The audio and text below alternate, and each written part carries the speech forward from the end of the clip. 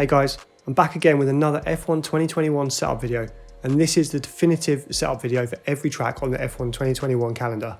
This video includes all of the new tracks that have released since launch, and I've gone through and updated every single setup so they all work great after the latest performance patch earlier this year. I've included the setup tweaks that I've made on screen for every single car setup, and you'll see these in the black box at the bottom of the screen. Just apply these setup tweaks to the existing setup which I'm showing in the videos, and you'll be good to go after the performance patch. I've also included chapter links in the description below so you can quickly jump to the track you're after. But for now guys, let me leave you with the car setups for every track, and as always, if you enjoy this video, smash that like button and hit subscribe for more F1 2021 and sim racing content.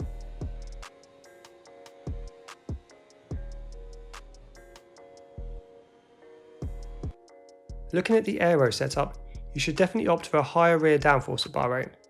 You need to have a good rear end to help the car stick through the fast and twisty middle sector, so go for a rear wing aero of 9. Then on the front of your car, you can either go for 5 or 6 front downforce. Opt for 6 at the front if you want a little bit more front end grip, or you can opt for 5 at the front if you want to reduce your drag and increase your top speed, which is ever so important at Bahrain. Moving on to the transmission, lower your on-throttle diff ever so slightly to 68. This will help a little with traction, especially out of the slower turns 1 and 10. Then, lower your off-throttle diff to 58, which will help you rotate the car into the slower corners. The suspension geometry follows a similar path to F1 2020, with higher amounts of front camber and lower rear camber and toe, although don't push these values to the extreme, otherwise your tyre life will suffer. The suspension, however, is one of the areas where you'll see a reasonable change from last year's game. You will want to run a soft suspension with softer anti-roll bars this year and an increased ride height. This year's game will punish more extreme setups, so you can no longer run your car extremely low to the ground or with a 50-50 brake bias. For this setup, I found that the best suspension setup is 3 and 5 on both the suspension and on the anti-roll bars, and 3 and 6 on the ride height. This will give you a soft enough car to attack the curbs, which is key to a fast lap time, but you'll also have enough rear rigidity to keep your car planted and stable through the faster turns. Next up, we've got our brake setup. And as mentioned earlier, you need to run a much more realistic brake bias this year. If you run your brake bias close to 50-50, you'll find the rear of the car will overtake you when you brake heavily. So go with 95 on the pressure, which will help you avoid locking up into turn 10, and 56 on the brake bias. Tyres again are another part of the car setup which has changed this year. Low rear tyre pressures are a thing of the past, as again, you need to run higher tyre pressures, just like in the real world Formula 1. Go for 21.8 at the front for a bit of front tyre longevity, and leave your rear tyre pressures at about 21.5. So jumping into the setup itself, Imola is an extremely fast track, with very few slower corners. You have the slower hairpin, which is taken in second or third gear, and then you have the chicane which leads into the final sector of the lap, which is also slower. But other than that, every corner is taken at high speed, and you're throwing the car from left to right at all times. So to create a car setup that works around here, you need an extremely stable car, one which is very responsive and can turn instantly as you throw it left and right through the fast corners around Imola. So starting with the aero, I've gone with a front wing aero of 7 and a rear wing aero of 8. My philosophy for this setup was to create a car which is ever so slightly understeery, and one which has amazing stability and grip at the rear end. So that's why I'm running an ever so slightly higher rear wing. With this setup, you'll be able to get on the power early through the corners. You may need to brake a touch earlier to get the front end turned in a little bit, but this is only really noticeable in the final 2 corners of the lap when you're braking downhill. Other than that, this setup has more than enough turning ability around the rest of the lap. For the transmission, I've gone with a really high on diff of 85. As I mentioned, this is an extremely fast circuit, so you're going to want to be on throttle as soon as you can through the corners. There really is no reason to lower your on diff because there just aren't that many heavy traction zones. Pair this with an off diff of 60, which will help the car turn a little more in the slower corners, especially the last 2 corners on the lap. For the suspension geometry, I've gone with a camber of -2.8 and -1.2 and a toe of 0.08 and 0.26. This setup's pretty balanced between straight line speed and responsiveness. For the suspension setup, go with 4 and 2, and then go with anti-roll bars of 6 and 1 and a ride height of 3 and 7. By running stiffer front anti-roll bars and slightly stiffer front suspension, you'll have a car which is a little bit more stable as you're throwing it left and right, allowing you to get onto the power early. And the ever so slightly high ride height of 3 and 7 will allow you to ride some of the bumps and curbs a little easier. Then max out your brake pressure at 100% and go with a brake bias of 57%. You'll be braking from high speed a lot of the time, and there are a lot of corners where you need a quick sharp dab of the brakes. So there aren't too many places where you can lock a wheel. This is why I've maxed out the brake pressure to 100% and gone with a slightly front focused brake bias. Then for the tyre pressures, I've gone with 22.6 on both fronts and 22.7 on both rears. This is about as high as I could get away with before the tyres start to overheat, so definitely don't run any higher than this. I've gone with an aero setup of 7 and 8, which is a little lower than I was running during my testing, but I found that if you run much higher than this, you're going to have so much drag down that really long back straight that you're just going to find it almost impossible to pull overtakes during the race. Moving on to the transmission, I've gone with a fairly balanced on diff of 72%. A lot of the time trial setups were running with super high on-throttle diffs, and so were the presets. But for me this just didn't work, especially out of some of the slower corners. I've also gone with an off diff of around 55%, which will help with a little more rotation at slower speed. For the suspension geometry, I've gone from -2.8 and -1.7 on the camber, and then 0.06 and 0.29 on the toe. Now this is a little more rear camber and rear toe than I normally run, but I had to just to get a little bit of stability in the car. Moving on to the suspension, I've gone with a soft suspension setup of 3 and 2, a little bit stiffer at the front and a little bit softer at the rear, again to help with stability in the rear. And then I've gone for an anti-roll bar setup of 7 and 2. This is designed entirely to keep that rear end in check. If you switch this round and run a soft front anti-roll bar and a stiffer rear anti-roll bar, you'll be losing that rear end almost in every corner. Then go for a ride height of 3 and 7. For the brakes, I've gone with 95% brake pressure for good braking performance and 57% brake bias. You need to run your brake bias quite high, otherwise under braking, the rear end does have a tendency to overtake in front of the car. Then I've gone for high tyre pressures all round of 24.6 on both fronts and 23.1 on both rears. This is just to help the car stick to the road and keep everything in check. And that'll do it for the Portimao setup. I've gone with an aero setup at 7 at the front and 10 at the rear. As mentioned in my last video, the aero setups across all tracks will be higher this year round due to the track dependent aero tweaks that Codemasters have made. This aero balance should give you enough bite at the front of the car to get the car turned into the slower corners and enough rear downforce to allow you to keep the throttle pinned through the fast turns. For the transmission, you can run your on-throttle diff at 72% without incurring too much wheel spin out of the slower corners. Keeping it balanced like this will give you a better drive out of every corner. Then, I've lowered the off-throttle diff for better rear balance and to help get the nose of the car rotated into the slower corners of that awful chicane at the end of the lap. Next up, suspension geometry. This follows the trend which you'll see at a lot of tracks this year of higher front camber and lower rear camber with low to minimal toe. This style of setup, while not too extreme, will push the limits of the suspension geometry without negatively affecting tyre life too much. And the minimal levels of toe will help reduce drag down the long back straight at Spain. I've set up the suspension at 2 and 5 and the anti-roll bars ever so slightly stiffer at 3 and 6. This will give you a soft car so you can ride over the curbs without causing the car to react too badly, while the stiffer anti-roll bars and rear suspension will help with overall and rear stability throughout the lap. Then go for 3 and 6 on the ride height, which is a little higher than last year. This is due to Codemasters changing how low and extreme you can run your car this year round.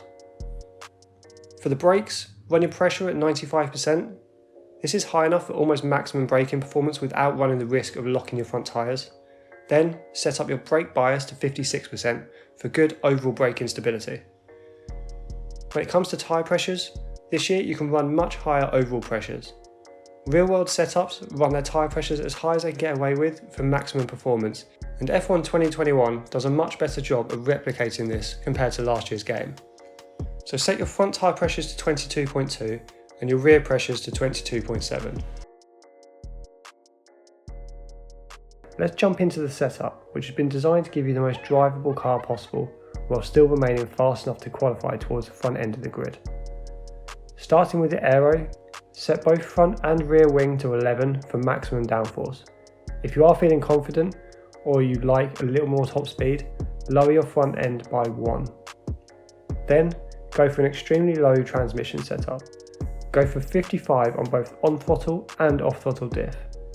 This is designed to give you the most drivable car out of the slow corners without too much risk of lighting up the rear tyres.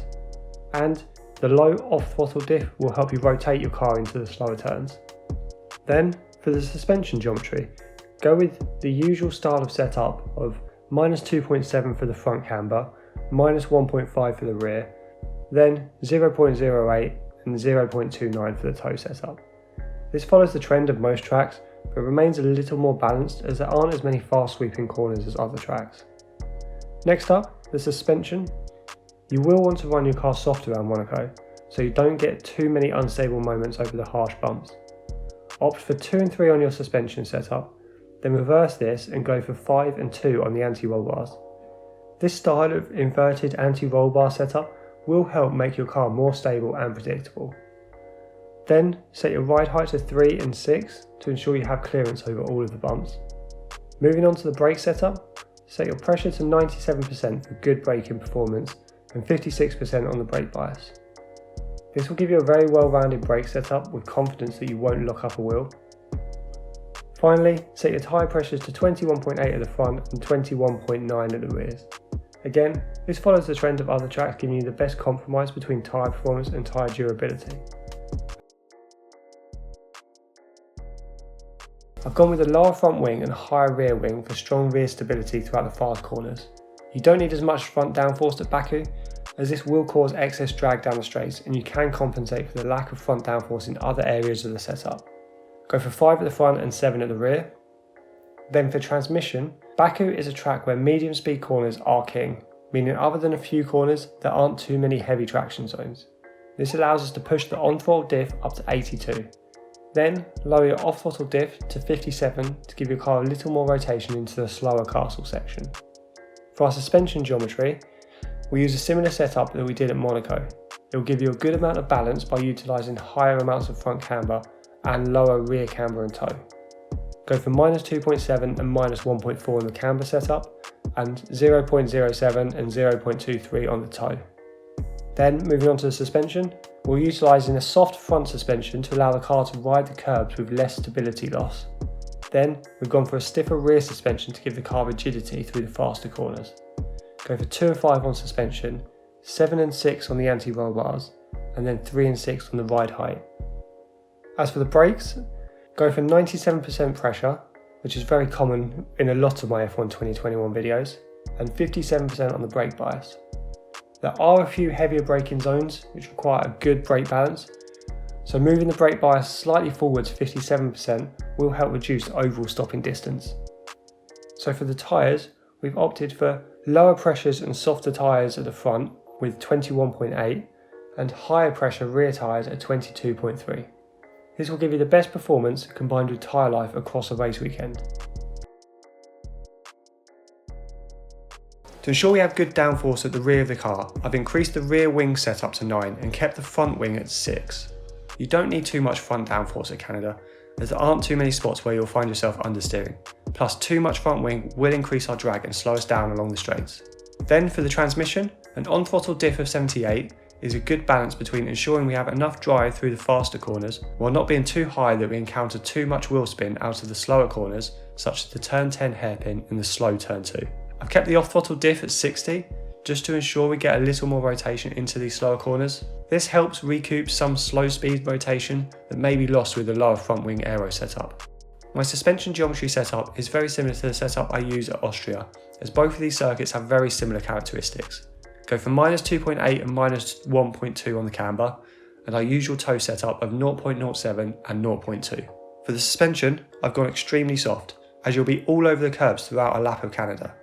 If you stiffen your car too much, you'll have an extremely hard time with stability loss. So go for 2 and 3 on the suspension setup. Then I've gone for an inverse anti-roll bar setup with stiffer front ARBs at 7 while keeping the rear at 6. Many setups in F1 2021 opt for soft front anti-roll bars with stiffer rears. While this approach does help the car rotate a little more, it will also make it much twitchier on corner exit. So to ensure we have good stability throughout a race, I've gone for a slightly stiffer front anti-roll bar setup. Then Set the ride height at 2 and 6, which is just about the sweet spot for ride heights around Canada. For the brakes, opt for our usual approach of just lower than 100% brake pressure at 98% and a brake bias of 56%. This is just about the perfect brake setup in F1 2021 and is universal across many tracks. Then, for the tyres, I've lowered the pressures at the front to 22.2 for a little extra softness at the front of the car and for slightly better tyre life, and I've kept the rears high at 22.7 for outright performance.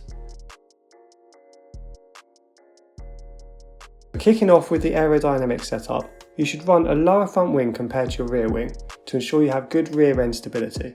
You don't need a huge amount of front end downforce, and a front wing of 7 should do the trick. Combine this with a rear wing of 9 to give you a good starting point for the rest of your setup. Moving on to the transmission, because of the predominantly fast corners around Paul Ricard, you should run your on-throttle diff setup reasonably high at 80. This will ensure the wheels keep rotating, driving you through the fast sweeping turns.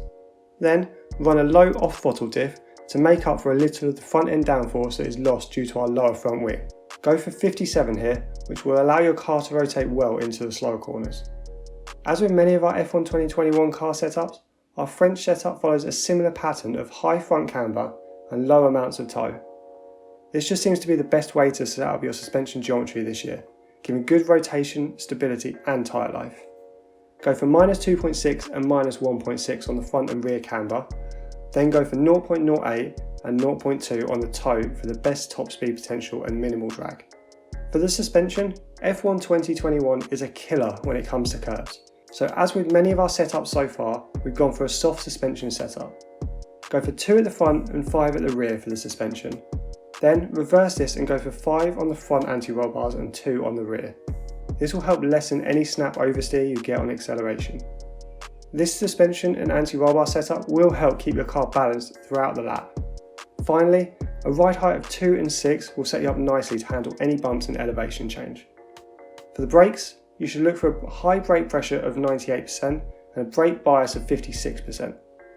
This is very much the norm across most of my car setups in F1 2021, with the brake pressure sitting just below 100%, helping you stop quickly but minimising the risk of locking up a wheel.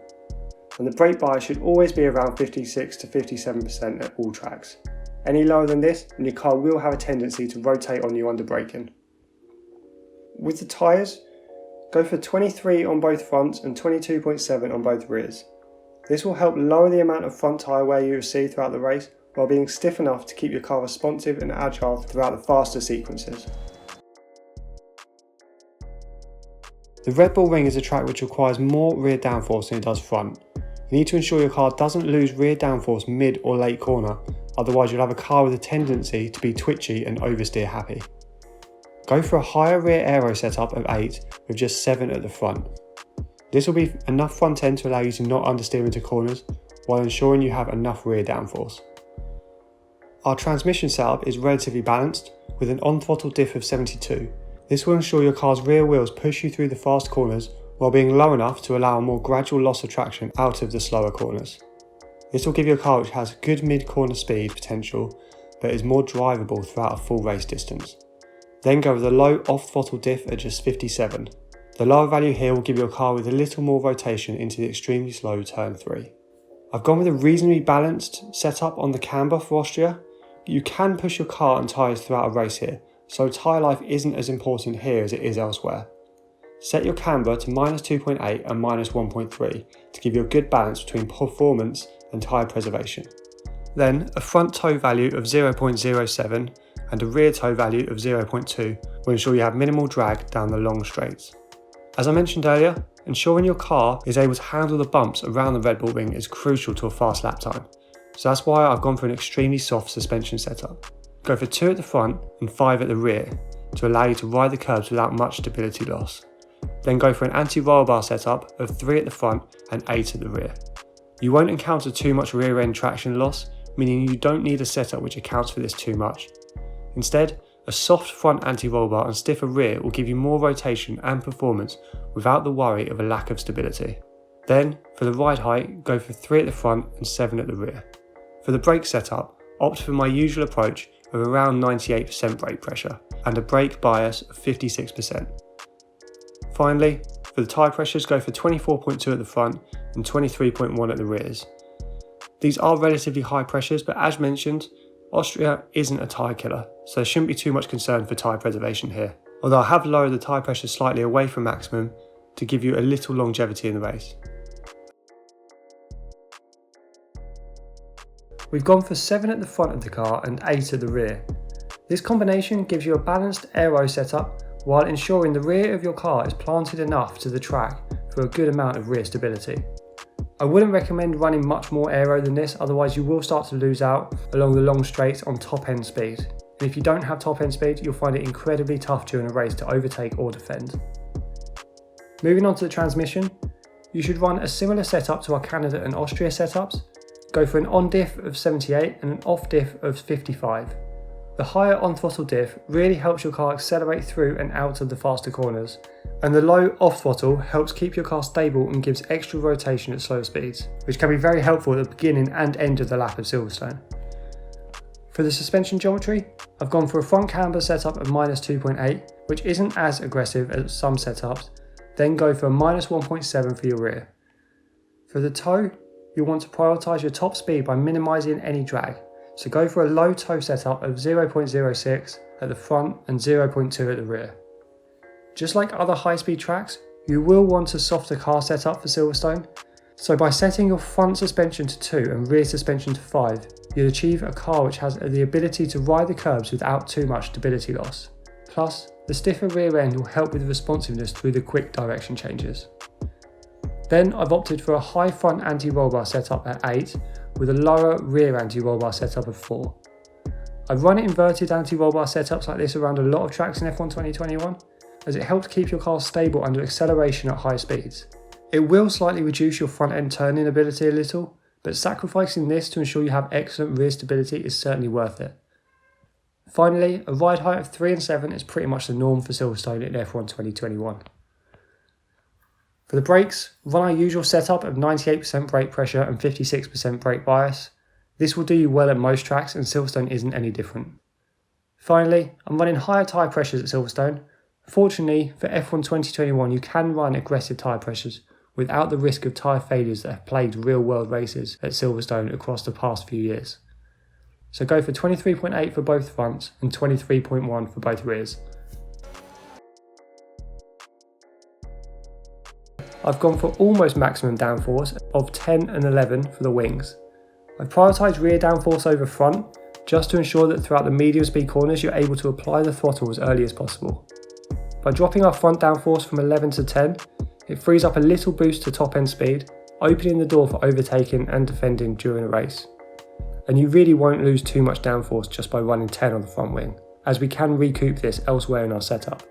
For the diff setup, I've gone for a reasonably balanced on-throttle diff of 72. This will help push your car through the longer corners such as turns 2, 5 and 14. If you do find yourself struggling for rear traction a little out of the slower corners, you can lower this a touch. Then go for an off diff of 62, which is close to where it is for most tracks. This lower value will allow the car to rotate more at lower speed, compensating for some of the front downforce loss from our aero setup. I've set up the suspension geometry with our camber further right than at some tracks. Go for -2.7 and -1.3 for your camber, and then go for just higher than minimum toe at 0.07 and 0.23. This style of setup will allow for good tyre life during a race while keeping your car stable. Like many tracks, Hungary is a circuit which requires a soft suspension setup. The curbs here are especially brutal and will unsettle your car so much. Just try accelerating out of the slow chicane with your right tyres over the curve and see what I mean. To account for this, go for a soft suspension setup of 2 and 5. I would ideally like to run even lower than this to make your car even softer and the curbs more manageable. However, doing so would hamper your car's ability to get into corners. This suspension setup is soft enough to allow you to ride over some curbs around this track, but others you will have to be a little careful on. Then go for a stiffer front anti-roll bar setup and softer rear with 7 and 5. This style of anti-roll bar setup will give you a stable car under acceleration. Finally, run a ride height of 3 and 7, which is just high enough to allow you to ride curbs without bottoming out. Then go for 97% brake pressure and 56% brake bias. This will give you good brake response while lowering your chances of locking a wheel, and the 56% brake bias will give you a stable car under braking. And for the tyres, I've set up my car with 23.8 for both fronts and 22.7 for both rears. This fairly high pressure tyre setup will give you the best balance between performance and tyre longevity. I've gone for 6 at the front, which gives us solid turning, and then I've lowered the rear aero to just 4. You'd think that the low rear aero would result in a car with a rather loose rear end. However, combined with the high-speed nature of Spa and the rest of this car setup, you certainly won't lack rear end grip. For the transmission, I've left the on-diff at 75. This allows your car to drive you out of the higher speed corners. The only corners you may like to lower your on-throttle diff a little are the first corner and the final chicane, although both of these are manageable with some good throttle control. Then, for the off-throttle diff, I've lowered it down to 58, which feels just about right for Spa. The suspension geometry around Spa follows the normal approach of relatively close to maximum front camber, and then almost minimum values for all of the other suspension geometry setup options. Go for -2.6 on your front camber, -1.9 on the rear, and then 0.06 and 0.2 for the toe. When it comes to the suspension, to allow your car to be as drivable as possible, I've gone for a very soft suspension all round. This will allow you to push your car through corners and over all of the curbs. It also helps with stability through the fast final sector and will allow you to stay almost flat through Eau Rouge. Go for 2 and 3 on your suspension, and the same for your anti-roll bars. Then, round out the suspension setup with a ride height of 2 and 6. In terms of the brakes, there aren't too many overly heavy braking zones around Spa despite the high speed nature. So go with a balanced brake setup of 97% brake pressure with a brake bias setup of 57%. A slightly more frontward brake bias will help minimise braking distances, especially into the final chicane and turn 5 at the end of the long straight. For the tyres, I've kept the fronts relatively balanced at 23.4, then I've increased the pressure on the rear tyres up to 23.1, which will give a good trade-off between true performance and race longevity. It's surprising that for a track so fast you need such a high amount of downforce. I've set up my car with 10-10 wings. This approach will give you extremely good grip through the windy corners at Zandvoort, and you'll be especially competitive through the middle sector of the lap. I have seen some car setups opt for 11-11 wings, however you will really feel the downside of this down the long pit straight and all the way through the first sector. You'll lose a little top end speed, and in my experience lowering this a touch to 10-10 will produce an overall better lap time. As most corners are medium speed sweeping turns, I've gone for high on throttle diff of 82.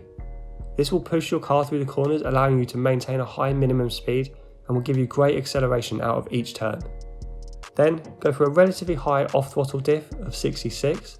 I say high as many setups for other tracks use an off throttle diff lower than 60. You don't need as much low speed rotation around Zandvoort, so higher off throttle diff is okay. For the suspension geometry, I've actually opted for a relatively low camber setup. I've gone for -2.8 on the front and -1.3 on the rear camber. Then, just like many other setup videos, I've lowered both toe values. The front is set at 0.07 and the rear is set right at its minimum of 0.2. This setup gives good stability while looking after the tyres throughout a race distance. Your tyres will be lent on a lot throughout the fast sweeping corners, so looking after them throughout a race is very important. Like many tracks, I've gone for a soft front suspension. You will be hitting a lot of high curbs at Zandvoort, so having a car which can handle these is important. Go for 2 at the front and slightly higher at the rear of 5. For the anti-roll bars, I've heavily prioritised stability at medium to high speed. I've set up the front anti-roll bar at 7 and the rear to 2. This will give you a car which is incredibly stable under acceleration, which is crucial for the high speed corners such as turns 7 and 14. If you run too stiff at the rear, you will find yourself losing stability through these high speed corners. Then go for a ride height of 2 and 6, which is pretty aggressive and low, although it's just about as low as you could possibly run around Zandvoort. For the brakes, I've kept the same brake pressure from our Spa setup video of 97%, which produces good stopping power. Then I've lowered the brake bias a touch towards being more balanced at 56%. Overall, this will give you a solid braking platform without too much risk of locking either front or rears. And for the tyres, I've gone away from running maximum pressures like many setups do around Zandvoort. Instead, lower tyre pressures will go towards helping preserve your tyre wear throughout a full race distance. Go for 23.8 on both fronts and 22.7 on both rears. I have gone for a low downforce setup with a front wing of 4 and a rear wing of 5. This is higher than some tracks, and that's mainly due to that middle sector. Both Lesmos and Ascari require a car with the ability to remain stable at speed while flinging your car left and right. If you set up your aero too low, you'll really struggle to get the front end turned into these corners, which in turn will compromise your run onto the long straights which follow. For the transmission setup, I've gone for a surprisingly low on-throttle diff of just 62. The main purpose of this is to help the low speed traction out of the first 2 sets of chicanes. Both of these chicanes are taken at low speed, and the first chicane in particular is followed by the Curva Grande, which is full throttle and a great overtaking spot. If you don't get a good exit out of the first chicane, you'll be vulnerable into the second. So a low on diff will help with a gradual loss of traction, giving you a solid opportunity to accelerate harder earlier. Then for the off diff, I've gone with a setup of 55, which will help rotate your car at low speed into the slower corners. The suspension geometry setup is a familiar story. Close to maximum front camber, and then low rear camber and low toe setup is the way to go at Monza. The low toe will minimise drag, increasing your top speed potential, and the camber is designed to give a combination of performance and tyre life during a race, without focusing on either of these too heavily and penalising the other.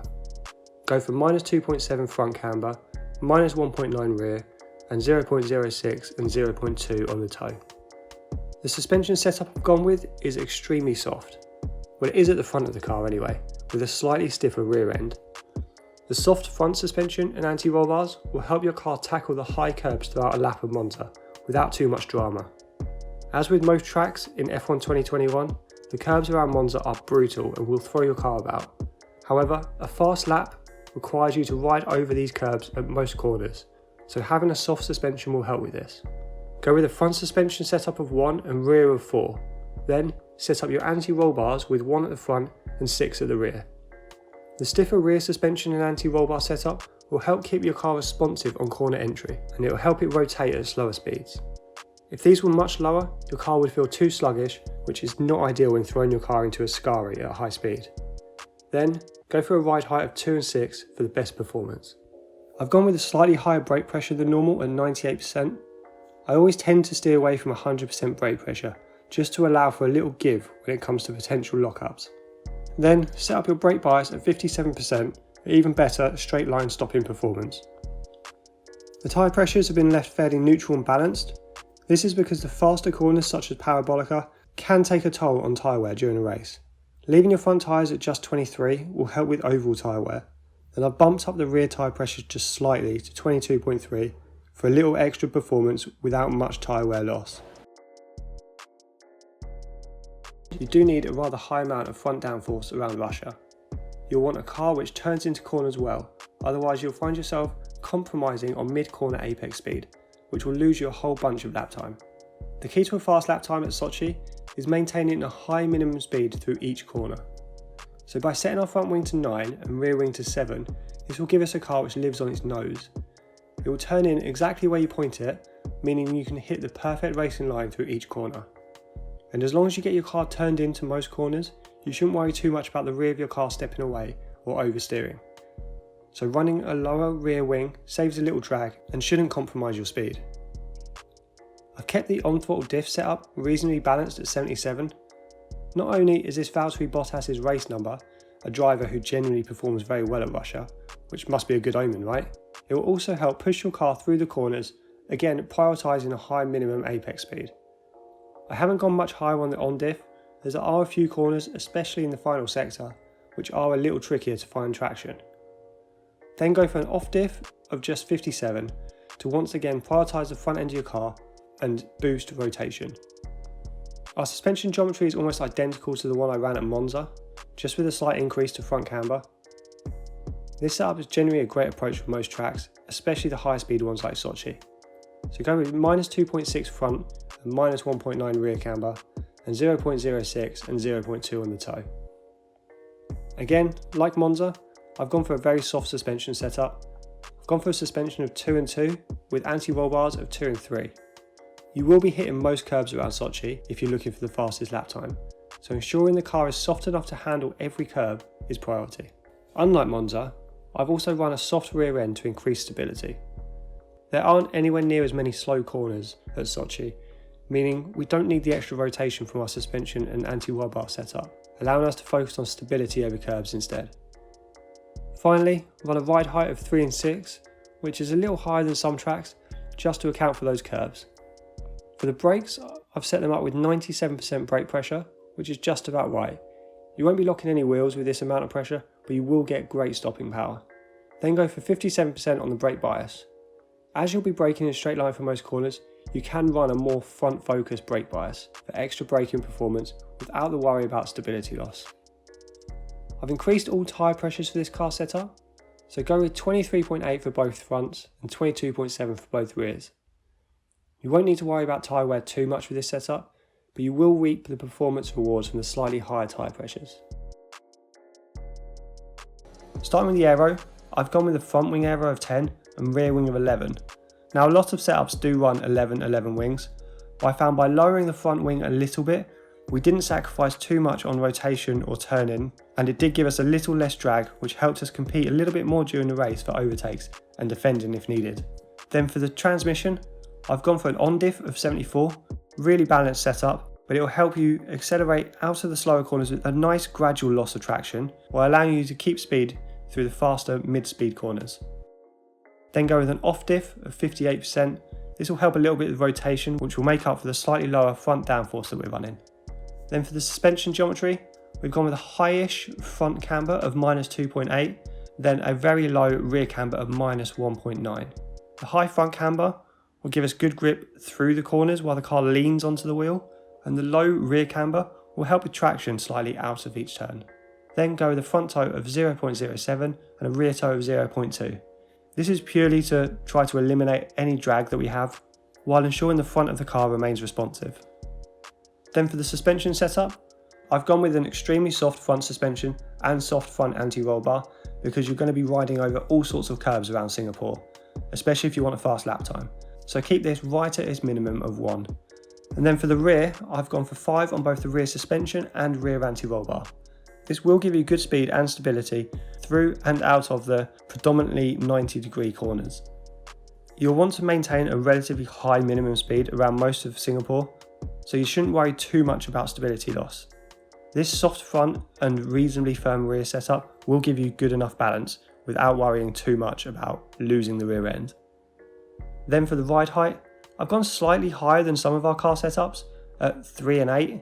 This is purely because the curves at Singapore are killers and you will be over them a lot. So for stability and balancing, we've had to raise the ride height both at the front and rear ever so slightly.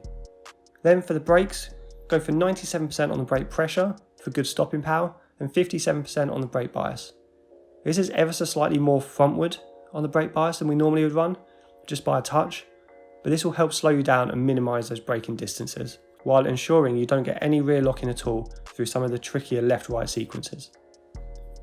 Then for the tyre pressures, go with relatively balanced front tyre pressures of 23.4 on both, and then higher rear tyre pressures at 22.7. You would be faster at running ever so slightly higher tyre pressures around Singapore, but you'll sacrifice tyre life through a race, so we've knocked them back a little bit to be a little bit more balanced. I've gone for an aero setup of 7 at the front and 9 at the rear. Just as I mentioned, this is designed to give us good rear stability.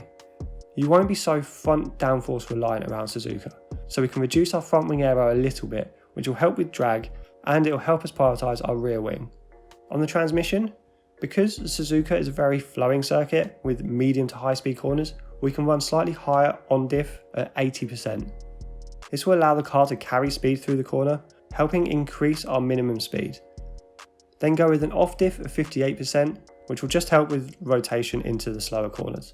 For the suspension geometry, I've run a close to maximum front camber of -2.6, which will help a lot as we'll always be leaning on our tyres.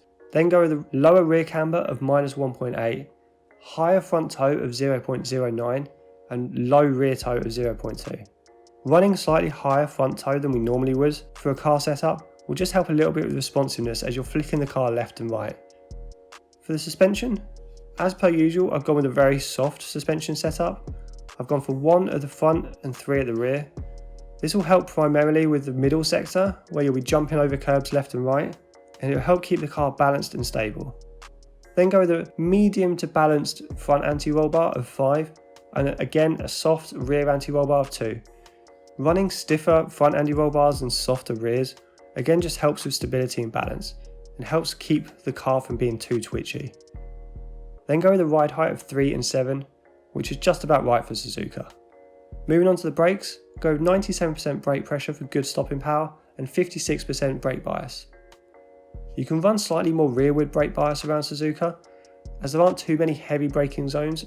You'll always just be dabbing the brake pedal, so keeping your brake bias fairly balanced is a good way to go. Then for the tyre pressures, I've run reasonably high tyre pressures across the board here, with 24.2 on both fronts and 22.7 on both rears. This is designed to give us a close to maximum amount of responsiveness as we're flicking the car left and right, although I have kept them away from maximum just to give us a little bit of a boost on tyre life during the race. Starting with the aero, I've done something a little bit different compared to most of our F1 2021 setups. I've gone with a higher front wing aero of 8 and a lower rear wing aero of 7. This is primarily because you need a good front end for that last sector, otherwise you're going to understeer horribly. Essentially, if you can point your car in the right direction and get the front turned in, the rear will follow and not cause too much trouble. This allows us to run slightly less rear wing aero without too much worry about oversteer moments or loose rear ends. During my testing, I did run slightly higher wings of 9 and 8, which allowed for slightly better turning and more stability, but did hamper us down the long straights, meaning it would be tricky to overtake during a race. For the transmission setup, I've gone with a reasonably balanced on-throttle diff. A lot of time trial setups run the on-throttle diff very high, but I found lowering it down to around 77 helps with acceleration out of the slower corners, without too much loss of traction. We can't run it too low though, otherwise we will hamper our acceleration through and out of the faster corners. And then go with the usual low off-throttle diff around 57% to help rotate the car into the slower corners. And then the suspension geometry follows a similar setup style to most of our other setups, with high front camber, medium to low rear camber, and then low to minimal toe. So go with -2.6, -1.6 on the camber, and then 0.07 and 0.2 on the toe. This is designed for both stability, responsiveness, and help prolong the tyre life during a race. For the suspension, I've gone with a soft suspension setup, again pretty usual for most of our F1 2021 setups. This will help the car ride over the curbs, especially through the first sector, where you've got the really fast Maggots, Beckett's, Chapel style complex, as you'll be driving right over those curbs. So go with 1 and 3 on the suspension setup. And then for the anti-roll bars, again I've gone with a stiffer front anti-roll bar and a softer rear at 6 and 2. This is completely different to all of the time trial setups that you'll find at the top of the leaderboard. However, having a stiffer front anti-roll bar will really help with stability through the race, which is crucial for putting in solid, consistent lap times. And then go the ride height of 3 and 7, which again is set up for stability. For the brakes, go with our usual 97% brake pressure and then 57% on the brake bias, which gives it a nice balanced setup. I've gone with tyre pressures of 22.6 on both fronts and 23.1 on both rears. The lower front tyre pressures will help soften the car over the bumps, and the higher rear tyre pressures will help with stability. I've prioritised the front, as I mentioned, just so we can get the car turned in nicely to those 90-degree corners. You really don't want to have a car that understeers around Mexico, otherwise you're just going to compromise your exit speed, which will in turn make you vulnerable during a race down the straight. So go with 9 on the front wing and 7 on the rear. I have seen some time trial setups run this differently, so some time trial setups run at a lower front wing and rear wing, which probably gives you better overall lap time, but as I said, you'll be slower down the straights and faster through the corners, which, unless you're at the front of a race, isn't overly useful.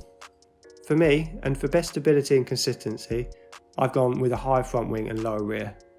Then moving on to the transmission, I've kept the on-diff exactly where it started at 75%.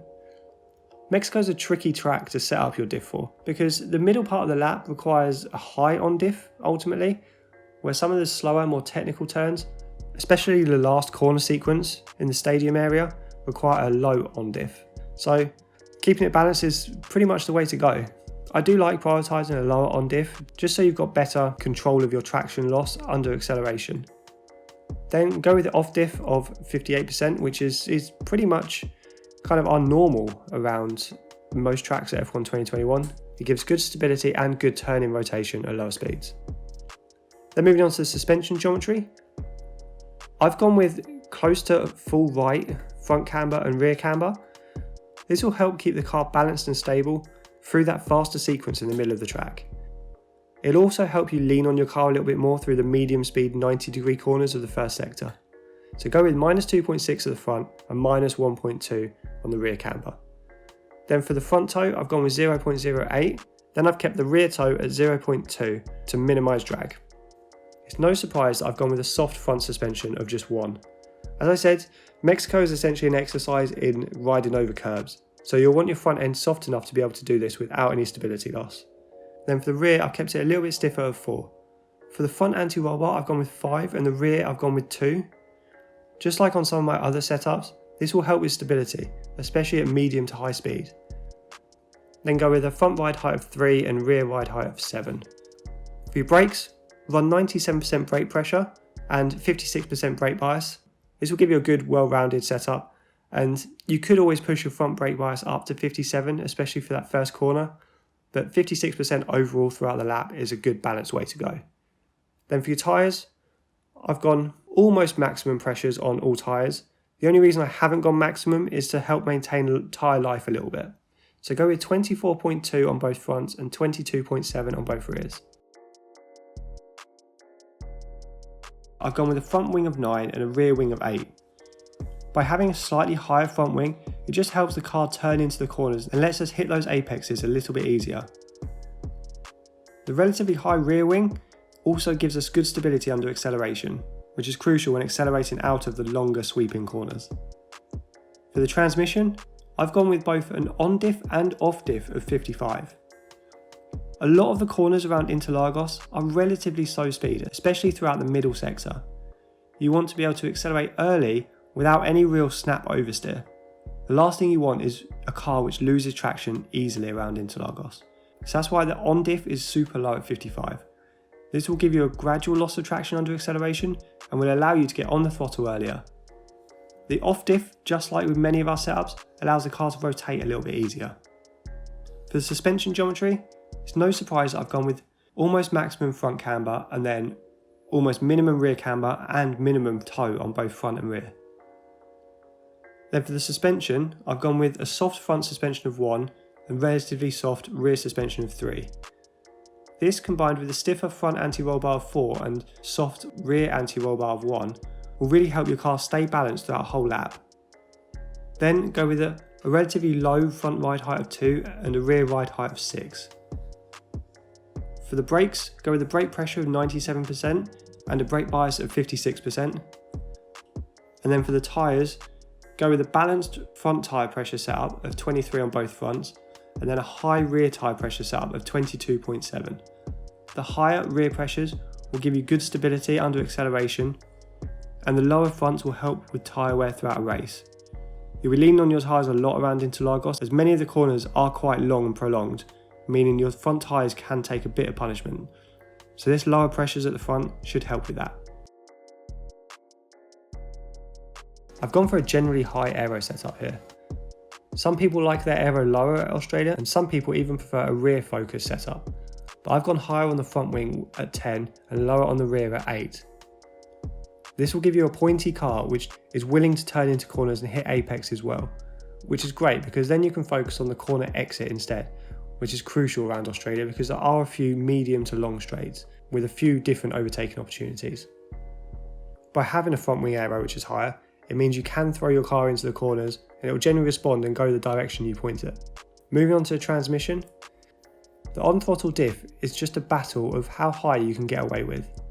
In an ideal world, we'd run a really high on-throttle diff of 80 plus, even 90 potentially, but there are a few corners that prevent us from doing that. Both the middle and last sector have corners which are a little bit slower, which means we need to focus a little bit on our traction out of corners, which is why I've gone for a 78%, relatively balanced. Then the off-throttle diff, go with 58% for some good rotation and stability. With the suspension geometry, I've gone closer to max on front and rear camber than some tracks, go with -2.6 and -1.3. This will give you a car which you can really lean on, And when you're taking the corners at medium to high speed like you will be at Australia, this is pretty crucial. Then for the toe, go with 0.07 at the front and 0.2 at the rear. This will help a little by limiting drag, which in turn will potentially increase your top speed. Then for the suspension, I've gone extremely soft on the front, which will help us over those curbs a little bit. As I said at the beginning, the curbs are pretty violent here, so you want a car which can really handle them well. So go 1 and 5 on your suspension setup, and then with a focus on stability and overall balance, I've gone with 6 and 2 on your anti-roll bars. Finally, go with 3 and 7 on the ride height, which is designed to allow us enough clearance to really attack the curbs.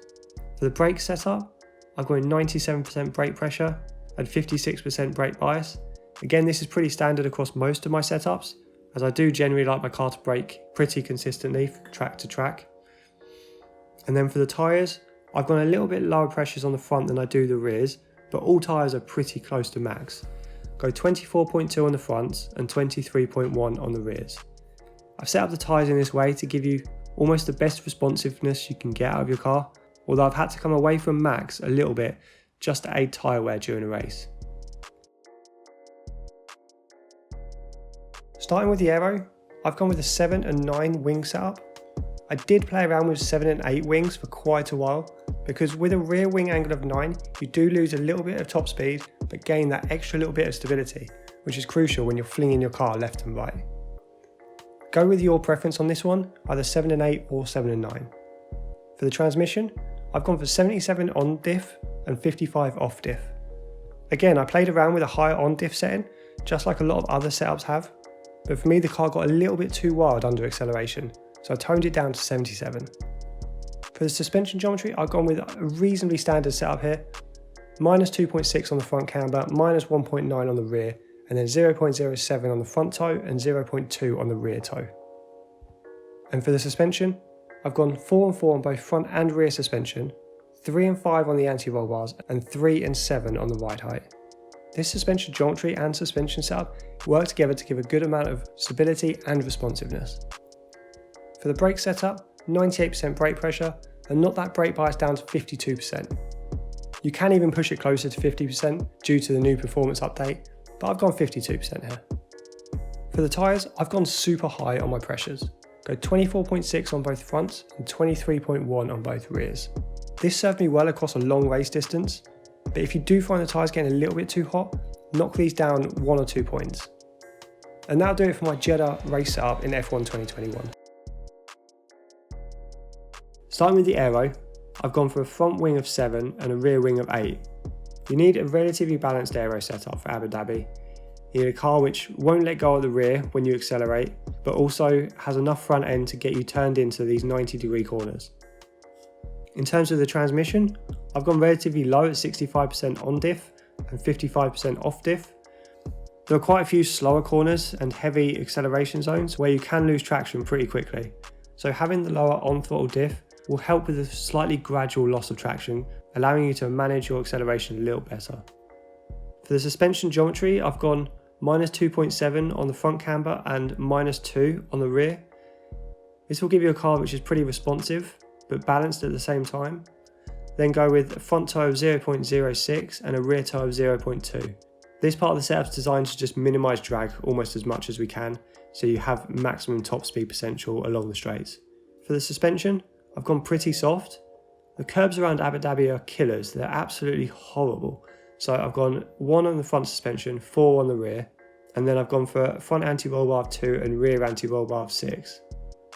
This will give you a car which can handle the curves a little bit better, although they will still throw you all over the place, so be prepared for that. Round out our suspension setup with a ride height of 3 and 7.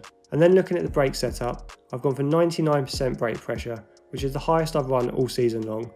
This is purely just to minimise our stopping distance at the end of those really long straights. Go with a brake bias at 57%. Again, this should help shorten your braking distance overall, while remaining balanced through some of the shorter, sharper braking zones. Then for the tyres, go for 24.2 on the front pressures and 23.1 on the rear pressures.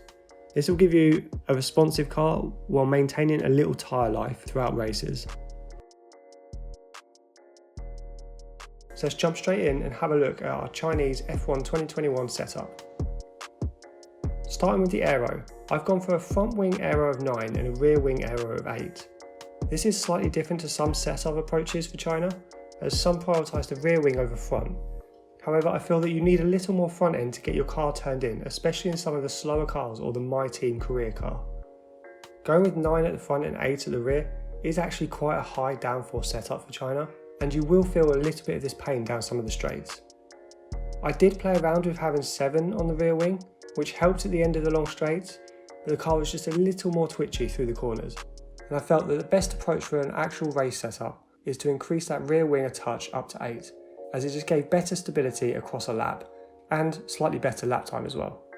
You'll see at the end of this video when I'm racing against the other cars that towards the end of the long straight, the other cars do come back at me a little bit, but I have more than enough top speed to pull some overtakes. So moving on to the transmission, I've gone for an on diff of just 65 and an off diff of 55.